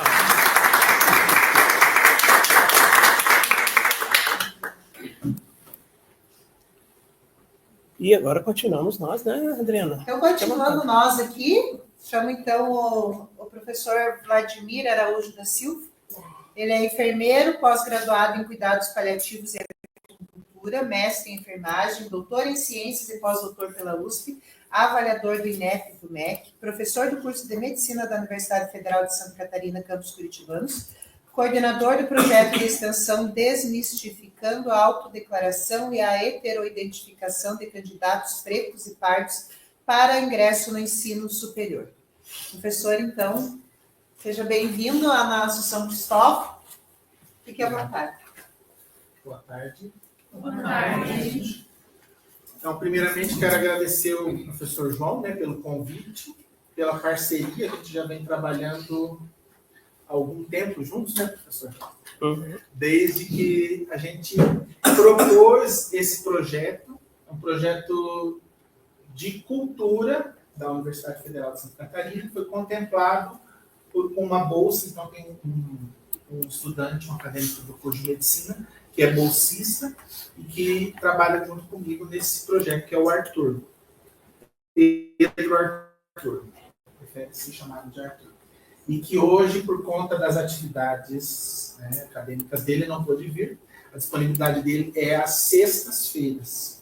Tá? Então, o projeto ele se intitula Desmistificando a Autodeclaração e Heteroidentificação de Candidatos Pretos e Pardos para Ingresso no Ensino Superior.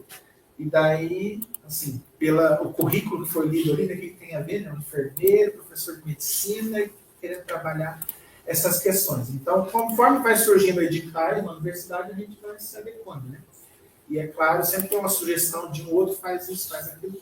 E esse projeto, então, convergiu com a proposta aí da PNER.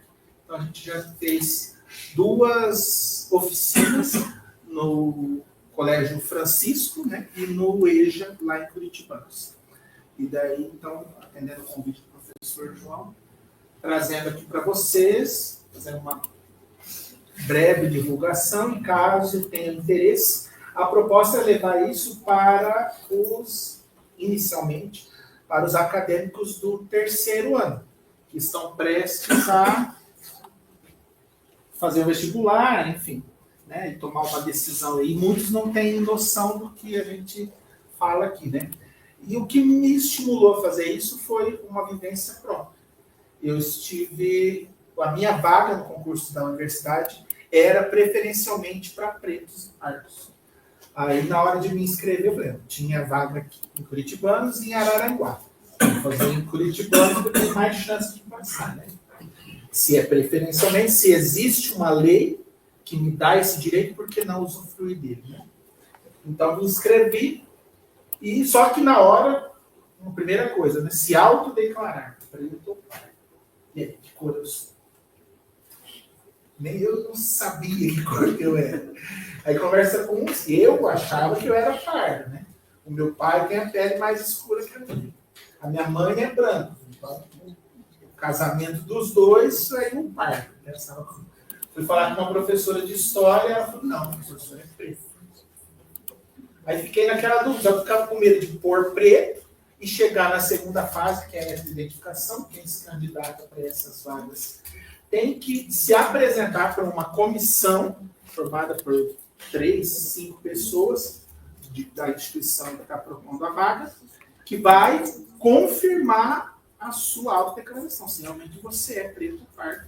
E pode, de acordo com percepções, com crenças, enfim, esse pedido pode ser negado, como aconteceu com o Pedro Arthur, quando ele foi aprovado em uma universidade federal do Ceará, ele é do Rio Grande do Norte, eu não lembro exatamente qual foi a instituição. Foi negada, a comissão negou, ele entrou com recurso, teve que judicializar, ele só não levou à frente porque ia se tornar um custo elevado, enfim. E soube que aqui em Curitibanos ele tinha sido aprovado, a comissão daqui aprovou ele também tinha se inscrito como pardo. Então eu falei, se eu colocar que sou preto, chegar lá e eles achar que não, eu vou perder a vaga.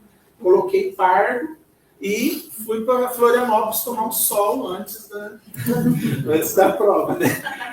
Florianópolis, uma praia, lá uns dias, e venho para cá fazer a prova. Como se precisasse, né? Não precisa.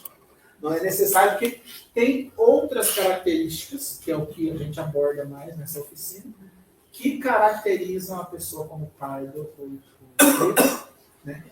E que eu também desconhecia na época. Mais recentemente, um filho, meu caçula, pode deixar, professor, qualquer coisa eu passo. Né? O meu caçula, os dois são muito brancos, puxaram mais para a mãe, a genética da tonalidade da pele, a da mãe é mais forte. E o João Henrique, então, foi aprovado no IFES, em Lages, para ciência da computação. Tudo isso via SISU, né? Então, eles estudaram sempre em colégio público, escola pública, então podem usufruir de cotas, né, da lei de cotas. E daí o João também colocou que era pardo, mas tem gente que acha que ele não é pardo. Eu falei, eu acho que sim, eu tinha feito parte, sem ter tido uma formação prévia, tinha feito parte de uma comissão de heteroidentificação da UFSC, para avaliar outros candidatos que tinham se autodeclarado preto e pardo ali no vestibular. E no que me passaram de informação, eu avaliei esses candidatos e falei, não, você tem outras características, a pele não, mas outras sim. E daí um colega que hoje faz parte falou, não, o João passa, nem tem nem que ver, vai passar direto. E deu certo, a comissão que ele passou lá no IFSC também aprovou, validou, e o pai, muito orgulhoso, divulgou nas redes sociais que os 2 filhos tinham sido aprovados, os 2 por cotas, né? O Matheus, que é mais clarinho, né? Até o pessoal brincava com meu pai quando eles eram bem novinhos, que seria difícil provar que era neto dele, porque o Matheus tinha o cabelo bem loiro, né? Mais polaquinho. E meu pai, como eu disse, é bem mais... Meu pai é negro mesmo. Então, daí, os 2 foram aprovados, coloquei lá. E alguém daqui de Curitibanos, que me segue ali no Facebook, questionou. Colocou assim, ó, pardo? Cabelos pretos, pardo? Acho que ela quis dizer, só porque o cabelo é preto, é pardo? Eu não procurei validar o que ela tinha, que ela queria dizer com aquilo. E daí fui me instruir um pouco na internet, né? Muito fácil, hoje, muito conteúdo acessível e tal. E daí fiz um textão para ela, dizendo que não é só a cor da pele que define se a pessoa é preta ou parda, né? Então, tudo isso para contextualizar, justificar a proposta, né, desse projeto. Eu vou passar, professor? Eu passo. Vamos fazer como se fosse uma oficina ou não? Você tem meia hora. Tá, deixa eu contar basicamente como que a gente faz. Então, como o curso de medicina da UFSC, ele é o projeto pedagógico prevê o uso de metodologias ativas, né, de ensino e aprendizagem. Não sei o quanto vocês já se aproximaram dessa realidade ou não. A gente utiliza, dentre outros, e o que foi adotado para essa atividade, o TBL. Já ouviram falar? TBL é Team Based Learning, aprendizado baseado em equipes. Então, a gente dá, por exemplo, uma leitura para os alunos fazerem em casa. Numa outra aula, eles vão chegar e vão realizar uma provinha com base naquele conhecimento que eles foram buscar. Não é a gente que dá aula. Então, eu não vim dar aula para vocês. E a proposta não é dar... voltando. Então, era para o terceirão, né, o projeto. Conversando com a Janine ali na CREP, o professor Joãozinho, propuseram que a gente fizesse com os 9º ano também. Se bem que poderia ser com qualquer um, como não é um projeto que tende a ser constante, né, como são outros projetos, esse é bem pontual e termina em março, termina a bolsa do Arthur, então não tem mais projeto. Então, se quiserem, a gente pode fazer com outros anos, inclusive o modo que a gente aderiu então, à proposta da creche. Então, a gente considera o conhecimento prévio já dos alunos para responder as questões. Às vezes o professor olha assim, mas nem eu não sei responder, como é que o aluno do 9º ou do 3º vai saber. Mas não é isso que importa, é só para mudar a forma de aprender, né? E com os alunos a gente faz até uma dinâmica com premiação, né? A equipe que ganhar, aí ganha um bombom no final, né? Porque o professor também, vocês sabem que não ganha muito, né? Então, um bombonzinho ouro branco tá bom, né? Daí, então, bem assim, chega, faz a prova, cada um a gente imprime uma folha para cada um. Cada um responde com o seu conhecimento próprio.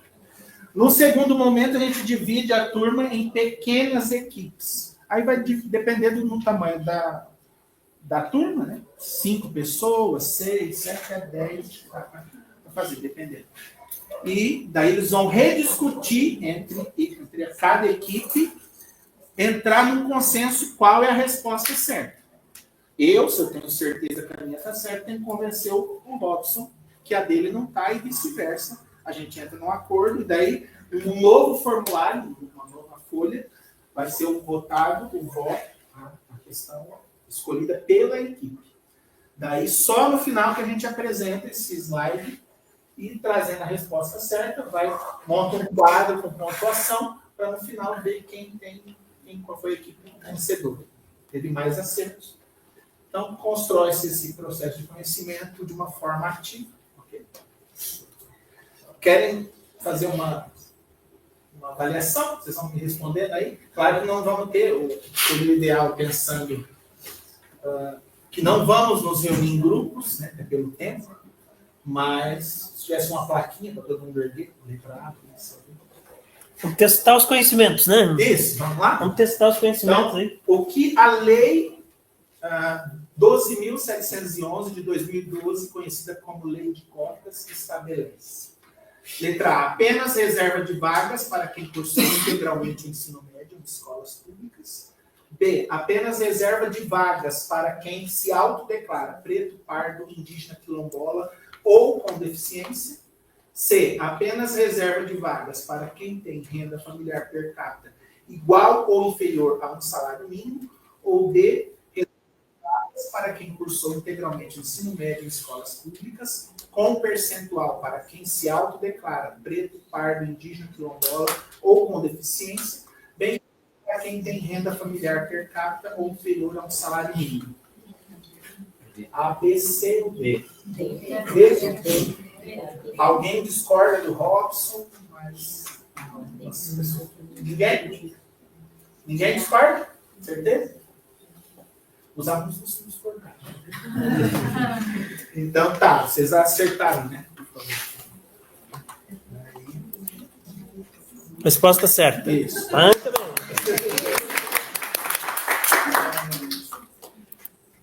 Algumas coisas a gente consegue por lógica, né? Vai eliminatória e chega mais fácil. Então aqui só alguns pontos a serem evidenciados dessa lei. O artigo 1º diz, então, no mínimo 50% das vagas devem ser reservadas para estudantes que tenham cursado integralmente o ensino médio em escolas públicas, como foi o caso do Matheus. No parágrafo único diz que 50% destas vagas são reservadas para estudantes ou grupos de famílias com renda igual ou inferior a um salário mínimo per capita, né? Então, a renda familiar tem que ser igual ou inferior a um salário mínimo por pessoa. Já também está dentro desse percentual. Seria 25 para, né? Do jeito que está explicado ali, né? Desses 50%, supor que serão 100 vagas. 50 vagas é para quem tem baixa renda e 50 para quem... Depois tem um organograma que fica mais fácil de entender. Eu queria perguntar, esse salário mínimo é por família ou por membros da família? Por pessoa, por cabeça. Quando fala de per capita é por cabeça. Tá? Os outros 50 pode se encaixar com guarda e concorrer em 50 vagas, no caso. Ainda não cheguei lá, tá quase. Né? Esse é o questionário. Também. Não, aqui mesmo, desses percentuais ainda. Agora, lá, o artigo 3º. As vagas que tratam o artigo 1º devem ser preenchidas de forma a refletir proporcionalmente a composição étnico-racial de pretos, pardos, indígenas e quilombolas, bem como de pessoas com deficiências, em cada estado, conforme dados oficiais do IBGE. Então, os últimos dados, né, oficiais do IBGE são de 2022. Com base nesses dados, é feito o cálculo por estado. Aí tem esse daqui, eu peguei do IFES, mas como é por estado, então se aplica a qualquer universidade federal ou Instituto Federal de Educação. Então está lá, do total de vagas, metade é para a concorrência, 50% é para as cotas. Dessas aqui, 50% para baixa renda, os outros 50% independentemente da renda familiar. Pode ter quantos salários, o meu filho, né, foi contemplado aqui, o mais velho. Aí, para cada uma desses percentuais, vai ser 23,57% das vagas destinadas para pretos, pardos e indígenas, e daí, dentro desse percentual, cada instituição faz a sua distribuição. Normalmente é bem equiparados, né, os percentuais. 0,06% quilombolas, 7,69% pessoas com deficiência e 68,68% demais estudantes de escola pública.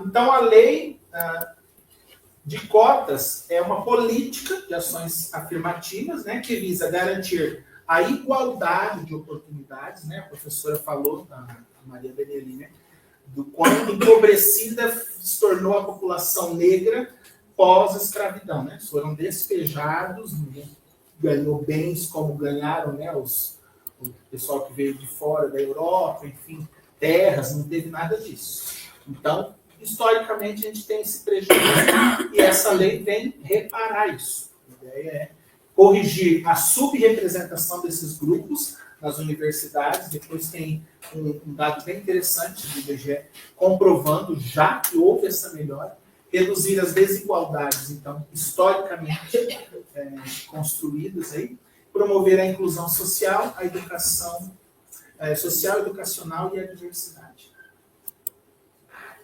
Aqui, então, os dados do censo do IBGE, a professora também falou. Então, 45,3% da população brasileira, que representa 92,1 milhões de pessoas, se declararam pardas nesse último censo. 10,2% pretas, 0,6% indígenas, 0,4% amarelas, 43,5% se declararam brancas. Pode passar. Então, somando os pardos e pretos, pode passar também, deu um total que ela falou 56%, mas 55,5%. Então, não somos mais minorias, foi o que ela falou. Somos maioria. E por que, então, que a maioria dos brasileiros com 25 anos ou mais de idade e ensino superior completo são brancos? Ou seja, por que se nós somos maioria, por que pode passar a representação? Por que nós somos minoria ainda nas universidades federais? Inclusive, como docentes, né? Nós temos bem poucos docentes ali na UFSC. Se não tiver 100, está perto de 100 no total, mas afrodescendentes devemos ter ali uns 5, 6. Se tiver. Então, aqui, olha só, a diferença que eu estou falando, a lei de 2012, olha como aumentou de pretos e pardos, ó, de 2000, que tinha sido o anterior, 2022. Né? A lei está bem no meio aqui, ó. Então, já contribuiu para o acesso de pretos e pardos, né, aumentando 5,8 vezes o aumento de pretos e de 5,2 vezes o aumento de pardos no ensino superior.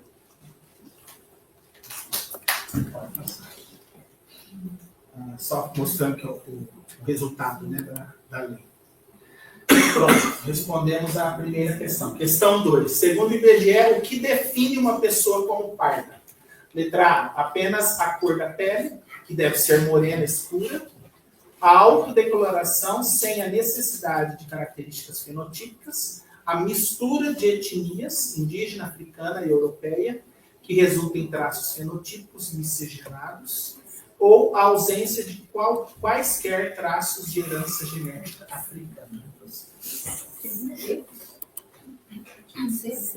Eu respondi? Não tem Eu respondi antes, perdão. Agora não valeu essa. Então, parda é a mistura. Então, não necessariamente tem que ser branco com preto. Né? Pode ser branco com indígena com preto, assim por diante. Essa mistura que vai... Esse pardo sempre dá uma dúvida, né? Nem eu. Foi a que eu tive. Eu sempre fiquei na dúvida de responder a questionário parda ou branca. Sim. Meu pai veio de uma família de índios. Lá, meu bisavô era filho de índio. Mas minha mãe veio de uma família de alemãos. E você conclui agora que é aqui. Agora você declara a minha avó paterna, ela sempre dizia que era bugre. Bugre não deixa de ser um índio, né? Então, a mistura. Então, daí eu sou a mistura agora, se colocando ali por causa do índio, né? E eu sempre tive a dúvida se eu sou parda ou sou branca. Eu olhava tudo. Sim, é porque a gente vai muito só pelo tom da ação, né? Sempre não responder, na maioria das vezes eu respondia branca, de medo de pôr parda. Eu tenho uma questão familiar, porque a minha filha, que já está na faculdade, é mais nova, ela nasceu branca. Na certidão do nascimento da branca, né? E ela um pouco menos que a sua cor, mas ela é mais morena do que eu. E ela não se vê como branca, ela se vê como parda. Aí ela queria mudar a certidão de nascimento. Aí fui consultar uma advogada, a advogada disse que é a autodeclaração. Agora sim. Né? Não precisa você ter lá no documento que você é pardo ou branco, mas você é autodeclarar. Mas como ela não chega a ser negra, ela está fazendo uma pesquisa, que vai ser o estudo de mestrado dela, relacionado com nada, mas dentro sobre a questão indígena. E ela descobriu que a nossa família, porque eu tenho os meus tios, minha mãe, tem características indígenas. E ela descobriu que a minha família veio da região de Caçador e lá teve uma tribo que provavelmente a nossa família está... E ela está indo atrás de cartório, está indo atrás de documento. E está se descobrindo. Só que, assim, se você for... Essa questão do questionamento, a gente vê nas redes sociais, essa autodeclaração, né? Como o senhor falou do menino do cabelo só por ser crespo, só porque é escuro, se abre questionamento de ser negado, barrado, né? O que vai diferenciar vai ser o que a gente chama hoje de... Como é que é? Letramento racial dos membros que compõem a banca de identificação. Porque não é só ter essas características, mas não adianta falar que tem sangue indígena na família. Tem que ter provas. Não, se a cor é muito branca, e quem está vendo vai ver a cor. Não vai, porque pai... são dados fenotípicos. Só que a banca vai não ter é genotípico. A banca não vai analisar só pela análise, né? Só pela... Mas não vê a questão sanguínea. E não vai atrás de pesquisa. Não. É só a aparência. É por traços. Por traços, notícias. É o que a gente... Essa que foi a dúvida. Quais são os quesitos que a banca usa? Eu sempre me autodeclarei parda. Aí, tá, mas aí se eles não me acham parda, e como que eles... Quais são os quesitos para avaliar? Foi só porque o machismo... Pois é, mas a questão C não... Ela não é totalmente... Se você tem se a minha família, por exemplo, era indígena, sim, e eu tenho provas disso, e se a banca não vai levar em conta para caso de ingressar na universidade, né? Mas aí aquela questão C não se leva em conta. Mas é mistura, né? Isso considera como uma mistura. Mas precisa daí fazer uma pesquisa genealógica? Essas perguntas vêm daqui a pouco. Né? Isso é porque o genealógico é o que está correndo nas nossas veias. Né? Mas eles não vão ver. Sim, mas, por exemplo, assim... só o que a gente espera. Por exemplo, assim, ó, digamos, né? Eu sou uma preta lemoa, né? Com sobrenome alemão e tudo, dos dois lados. Mas, por exemplo, da família do meu pai, eu não sei qual é a origem, por exemplo, né? Então, a mãe é branca, é alemã. Alemã, de pai, mãe, bisavô, tataravô, vindo da Alemanha. Mas... É legal a gente saber, né? Então, digamos, eu não vou estudar mais, né? Sim. Mas, por exemplo, se o meu filho quisesse se apropriar desse direito, seria através de uma pesquisa da parte paterna? E até lá, por isso que ela disse, ela vai tentar o mestrado, ela disse, vou tentar pela cota de pardo, mas daí, se for mais rápido. Pode ser. E se você se autodeclara, porque também não basta só se autodeclarar e ser branco de olho azul. Por isso que existe a banca de identificação. Né? Que tem um protocolo para seguir, né? Vamos, acho que as outras perguntas acabam ajudando. Então, aqui só uma imagem para ilustrar essa miscigenação da nossa população. 3. Qual é a principal função de uma banca de identificação no contexto das cotas étnico-raciais? Avaliar o histórico de ativismo político do candidato para confirmar sua identidade, analisar as características fenotípicas do candidato para validar sua autodeclaração racial, realizar testes genéticos para determinar a ancestralidade do candidato ou definir legalmente se o candidato é considerado preto ou pardo, independentemente da sua autodeclaração. E agora? Quer ver aquele que não tive, né? Eu dei spoiler, né? Eu dei spoiler. Por isso que uma questão puxa a outra. Mas é só o que a gente mostra. É a D? É a B. A B. B de bola. B. Aham. Podemos. 4. A escala Fitzpatrick é considerada uma ferramenta utilizada para quê? Classificar a curvatura do cabelo de pessoas pardas. Nem eu não tinha ouvido, fica tranquilo. Medir a projeção da mandíbula de um indivíduo. Analisar a tonalidade da pele e a resposta à exposição solar. Determinar a origem geográfica de uma pessoa a partir do seu DNA. Qual que é o Mas certo? ajuda como a gente está falando em questão genética, em questão de raça e etnia, deve ser arte. Classificar a curvatura do cabelo. É uma escala. Eu acho que é a C, Juliana, que for do sol. Mas em resposta à exposição solar. Sim, exatamente. Por isso que eu fui Eu deixaria na D. Mas a minha cor também tá branca. O pessoal lá atrás também vai ficar com a D? Vocês vão ficar com a D? É D?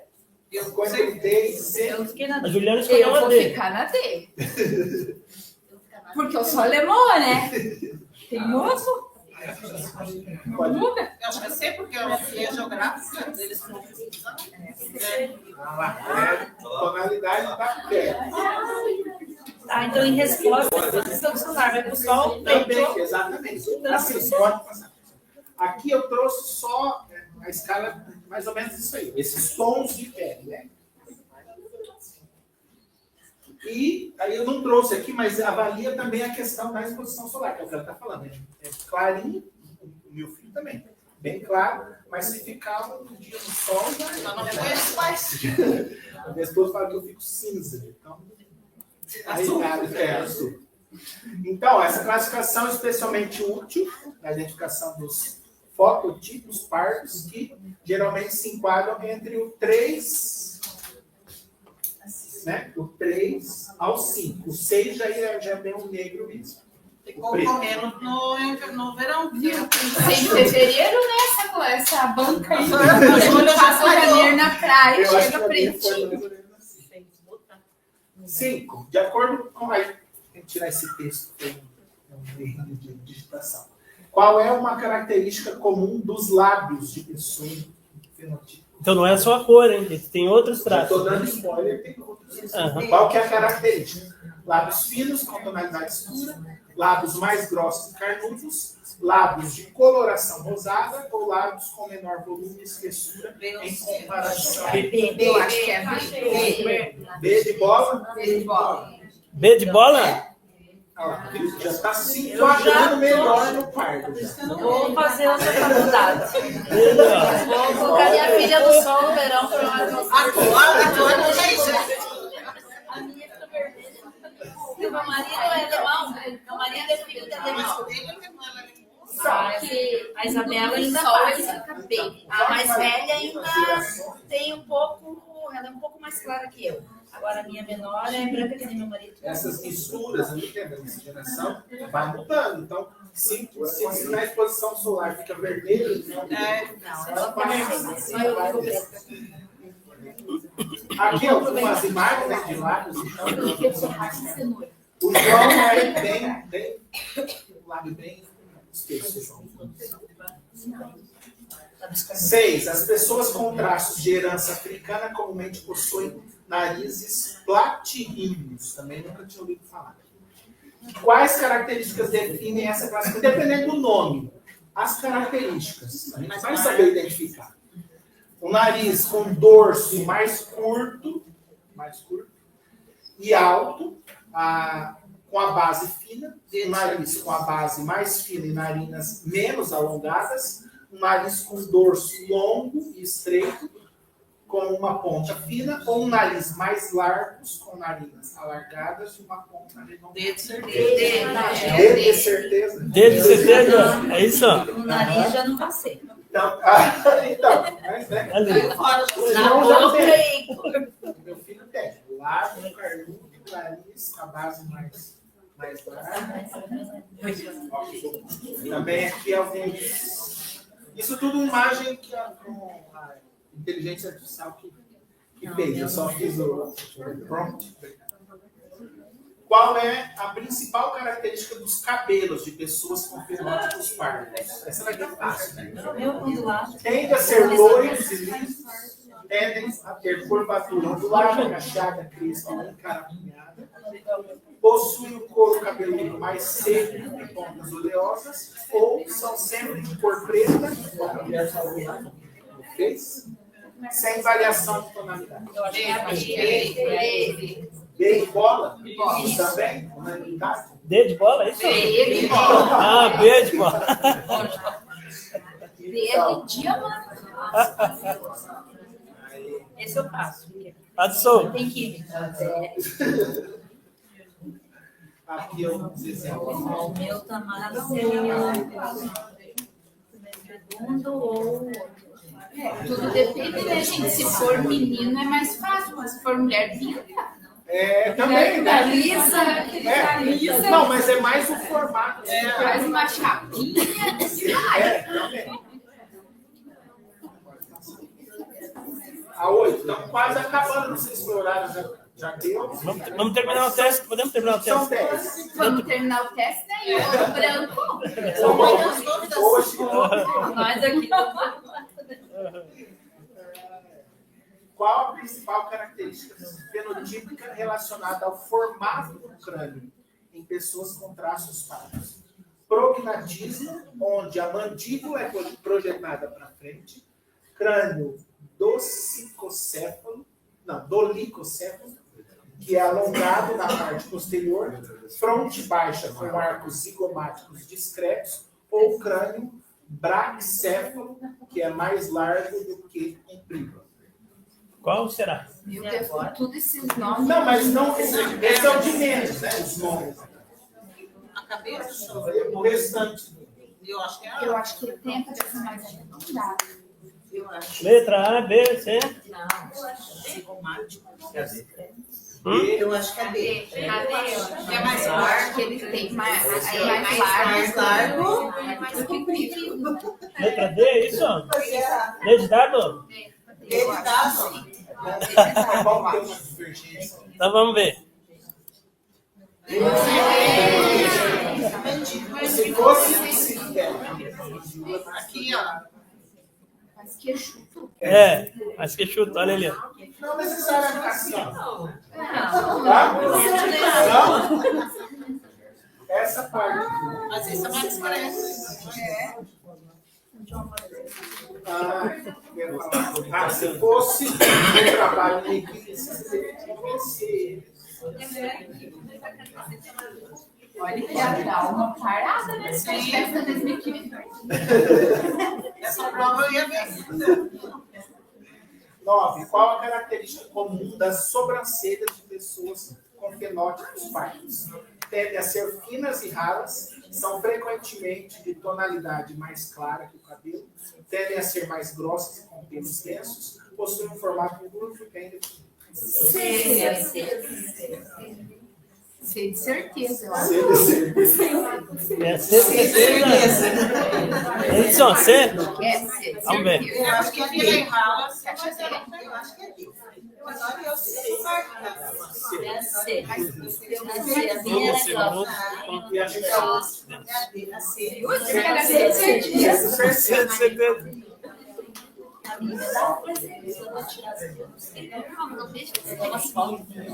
Mas é bem definida, né? A minha era bem assim,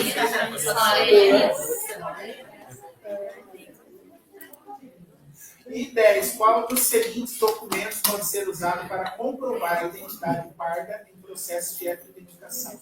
Laudo de uma perícia de DNA que comprove a ancestralidade, declaração de amigos ou familiares que atestem a identidade, ficha de matrícula escolar com registro de raça ou cor, ou comprovante de renda familiar. Gente, nós falamos até agora sobre o que Se autodeclarar lá. Eu acho que é a B. Declaração de amigos. A B E agora? Você nunca tinha percebido nesse sentido. Se for uma pesquisa, não precisa nem da certidão de nascimento. Mas em processos de heterogeneidade quer dizer judicial ou não?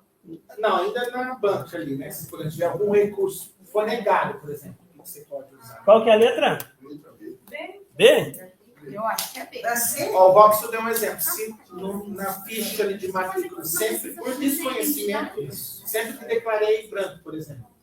Como é que eu vou? Aí não vai adiantar, vai ter que ser outro recurso, não vai poder ser. É porque deu medo de você se autodeclarar e não estar se declarando errado. Você vai sempre estar na certidão de nascimento. Qual que é a letra? B. B. O Robson deu a dica. O Robson deu a dica.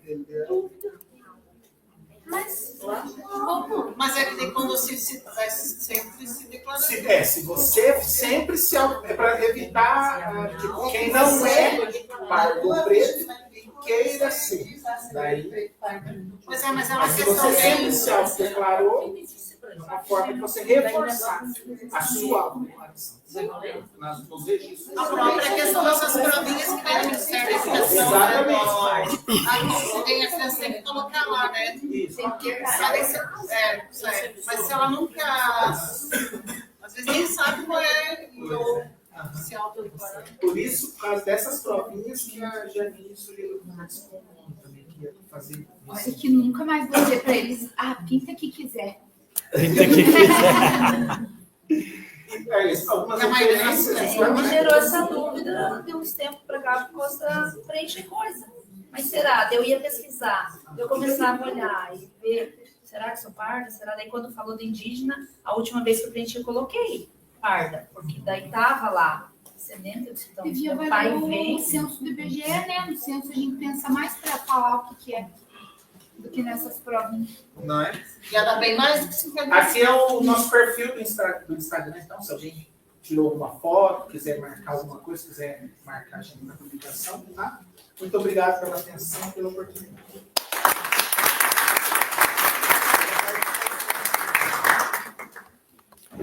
Só reforçando. Assunto polêmico. Tirando foto de slides, se quiser, o professor João já está com os slides no WhatsApp dele, pode compartilhar.